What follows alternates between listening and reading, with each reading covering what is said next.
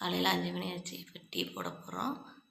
வாங்க டீ போடலான்னு பார்க்கலாம். நம்ம நைட்டே பாலை வாங்கி ஃப்ரிட்ஜில் வச்சுருவோம். பாருங்கள் எவ்வளோ கூலிங்காக இருக்குது. இதை உடனே நம்ம பாலை அடுப்பில் ஊற்றி டீ போடுவோம். அதில் வேஸ்ட்டாக கேஸ் இதுவாகும். நம்ம எந்திரிச்சு பல்ல விளக்கி வாசல் தெளிக்கும்ல, 1/2 ஹவரில் அந்த கூலிங் போயிடும். அந்த கூலிங் போனோன்னு அந்த பாலை டீ போட்டோம்னா நம்ம கேஸ் கொஞ்சம் மிச்சமாகும். அதுக்கு என்ன பண்ணலான்னு வாங்க பார்க்கலாம்.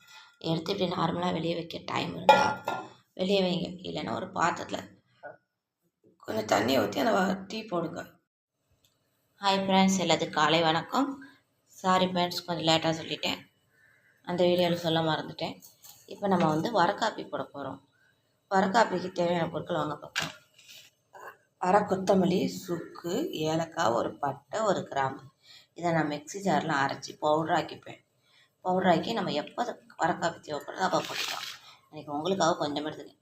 கொஞ்சம் சுக்கு இல்லைன்னா நீங்கள் தனியாக இஞ்சி தட்டிக்கணும்.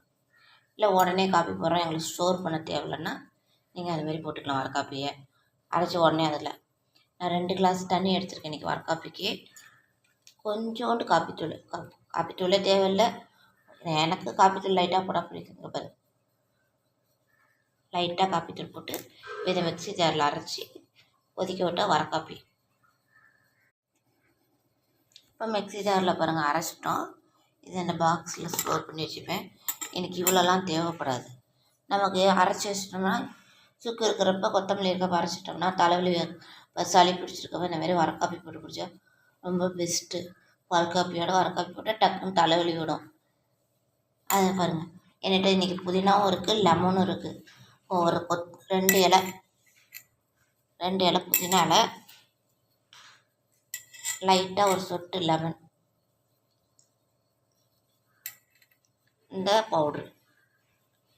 இப்போ வரக்காப்பியை நல்லா கொதிக்க விட்டு வாங்க குடிக்கலாம். மழை காலத்துக்கு குளிர் காலத்துக்கு ரொம்ப பெஸ்ட்டு வரக்காப்பி தான். பால் காப்பியோட நமக்கு தலை எப்போல்லாம் வலிக்குதோ இந்தமாரி வரக்காப்பி குடித்தோம்னா ரொம்ப தலைவலியெல்லாம் சரியாயிடும். இந்த பாருங்கள் புதினா இலை போட்டிருக்கேன், கொஞ்சமாக தான் போட்டிருக்கேன். சுக்கு எல்லாமே காரம். 1/2 ஸ்பூன் போட்டால் போதும். 2 கிளாஸ் வச்சுருக்கேன். அது 1/2 கிளாஸ் ஆகிற அளவுக்கு 1/2 கிளாஸ் ஆகிற அளவுக்கு கொதிக்கணும் நல்லா வரக்காப்பி. கொதிச்சோடனே வடிகட்டிட்டு நாட்டு சர்க்கரை இல்லைன்னா ஒயிட் சர்க்கரை, நாங்கள் நாட்டு சர்க்கரை தான் ஆட் பண்ணுவோம். தலைவலி டக்குன்னு போயிடும். தலைவலினால உடனே மாத்திரை யூஸ் பண்ணாதீங்க. இதுமாதிரி காப்பி போட்டு குடிச்சு பாருங்கள். வரக்காப்பி முடிஞ்ச அளவுக்கு மாத்திரையை அவாய்ட் பண்ணுங்கள் தலைவலி வந்துச்சுன்னா. நல்லா தேர்துங்களா? எவ்வளோ கூலிங் போயிடுச்சுன்னு நான் எடுத்து வச்சு எவ்வளோ நேரம் ஆகுது. இப்போ இந்த கையை வச்சு பாருங்களேன், அந்த தண்ணியிலேயே நல்லா தெரியும் அந்த கூலிங். அப்போ நமக்கு வேஸ்ட்டு தானே அந்த கேஸு. நம்ம போய் வாசல் தெளிச்சுட்டு நம்மளும் பல் விளக்கிட்டு நம்ம உடனே எடுத்து அந்த தண்ணிக்குள்ளேயோ இல்லை தரையிலையோ எடுத்து வச்சிட்டோம்னா அந்த கூலிங் போயிடும். நம்ம பால் காப்பி போடலாம். எப்பயுமே காப்பி போடுறப்ப டக்குன்னு பாலை ஊற்றக்கூடாது. நான் எப்பயுமே 1/2 கிளாஸ் தண்ணி தான் ஊற்றுவேன். அப்போ தான் டீயோ பாலை போடுறப்ப அந்த பாத்திரம் விளக்க ஈஸியாக இருக்கும்.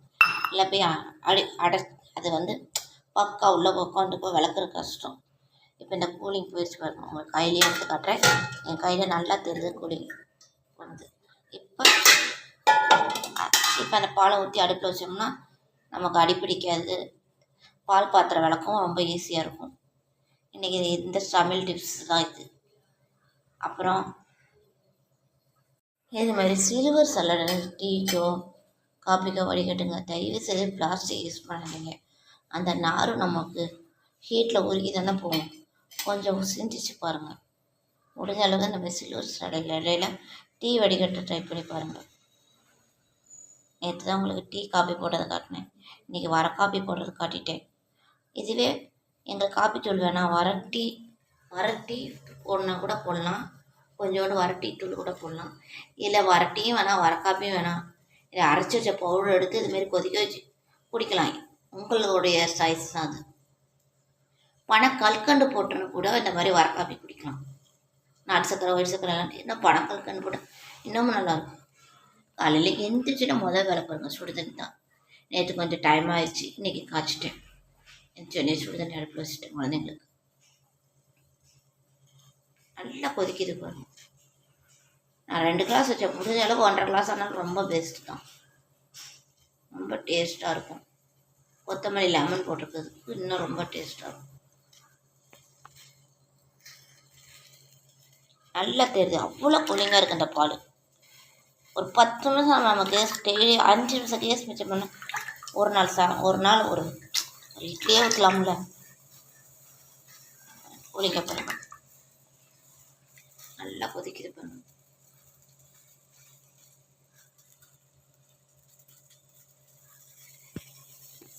இந்த மாதிரி சில்வர் சலாட் யூஸ் பண்ணுங்க. டீக்கு எந்த ஹீட் பொருளையும் தேவையாகும். இப்போ டப்பாவில் ஸ்டோர் பண்ணி பத்திரமா வச்சுப்பேன். எனக்கு எப்போல்லாம் தேவைப்படுதோ அப்போல்லாம் இந்த அரைக்காப்பி போட்டு குடிச்சுப்பேன். அடுத்த ரொட்டீனை என்ன வேலைன்னு பார்க்கலாம் ஃப்ரெண்ட்ஸ். என்னுடைய வீடியோவை கிளிக் பண்ணாமல் பாருங்கள். நிறையா டிப்ஸு சொல்லுவேன், நவுத்தாமல் பாருங்கள், ஃபுல்லாக பாருங்கள். நடுப்புறையும் சொல்லுவேன், இடையிலையும் சொல்லுவேன். என்னுடைய வீடியோ பிடிச்சிருந்தா லைக் பண்ணுங்கள், ஷேர் பண்ணுங்கள், கமெண்ட் பண்ணுங்கள்.